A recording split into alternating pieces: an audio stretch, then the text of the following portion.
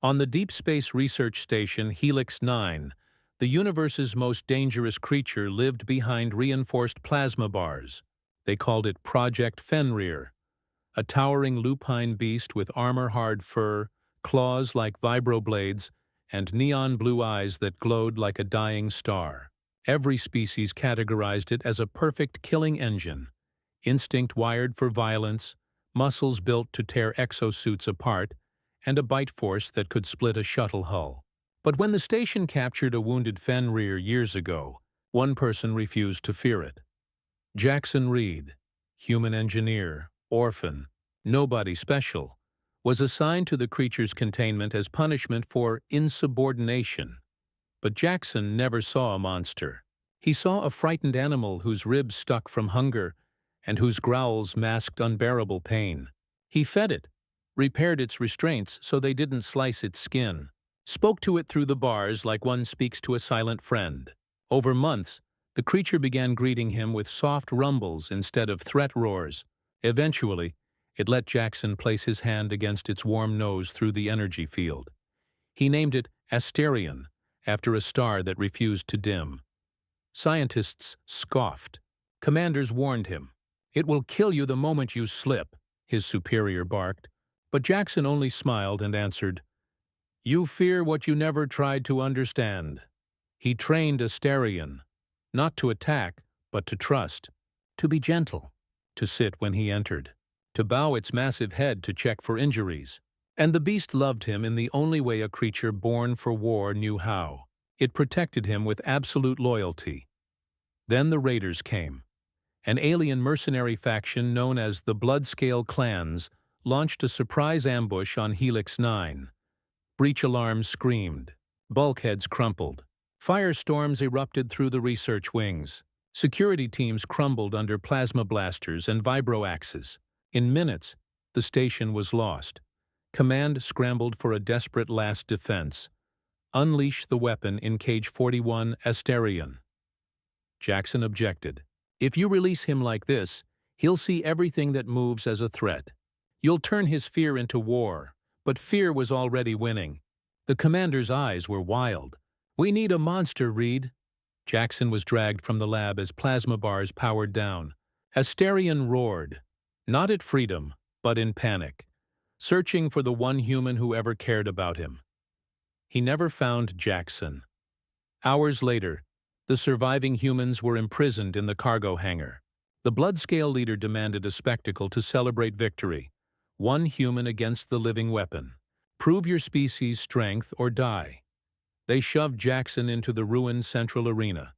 Burnt steel, sparks, and ash swirling in the artificial gravity field. His wrists were bound, his knees trembling. He believed he could handle any machine. But not this nightmare. When the heavy gates opened and Asterion stepped out, Jackson's heart shattered. The beast was riddled with fresh wounds, scales cracked from combat. Its glowing eyes darted, searching, desperate. Then it saw him. Recognition flickered. The giant's chest stuttered in a pained inhale. It whimpered. A soft, trembling sound the Raiders mocked as weakness. The Bloodscale leader bellowed, "Fight, human! Show your loyalty to your kind." Asterion approached slowly, towering over him. Its jaws opened, not to bite, but to nudge his bound hands, confused, pleading. "Why are you afraid?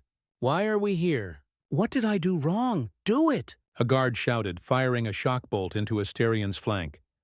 The beast howled, spinning in terror. Electric agony surged. Instinct surged harder. Blue eyes flared into molten fury as it roared and reared back, ready to lash out at anything. Near. Jackson stumbled forward instead of back. He pressed his forehead to Asterion's blood-coated snout. The arena fell, silent.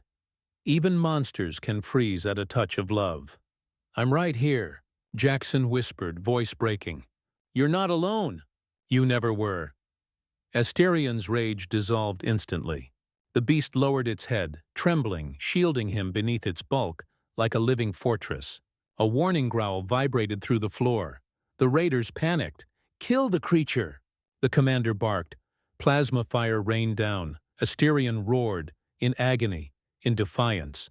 wrapping his armored body around Jackson as blasts scorched scale and flesh. The beast didn't move away, didn't flinch. It simply shielded the one it loved.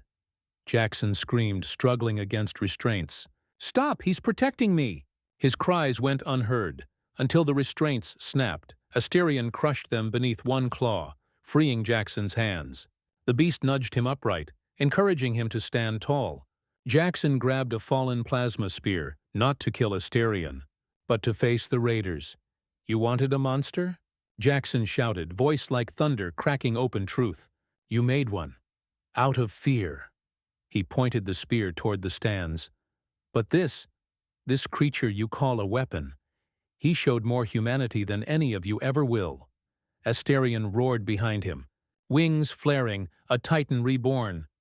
The other imprisoned humans heard the cry and rose. The arena became a revolution. Asterion leapt skyward, ripping through the observation deck. Humans swarmed guards, powered by hope where despair once ruled. The Bloodscale leader tried to flee. Asterion crashed down in his path, eyes glowing with judgment. But instead of killing him, the beast stepped aside, letting terrified raiders flee into the void. Killers kill out of instinct. Protectors choose mercy. Jackson and Asterion led survivors to the escape docks. The station burned behind them like a falling star. In the shuttle bay, Jackson placed a hand on the beast's chest, feeling the thunder of its heart. "You saved us all," he whispered. "Thank you." Asterion nudged him. Softly. The gentlest of giants. The galaxy would come to fear Asterion again, but now for a different reason. Not because he was a monster, but because a human taught him. Love, and monsters who love are unstoppable. And when historians later asked Jackson Reed how he tamed the deadliest predator in the universe, he gave a simple answer. "I didn't tame him. I stood with him, and he chose to stand with me."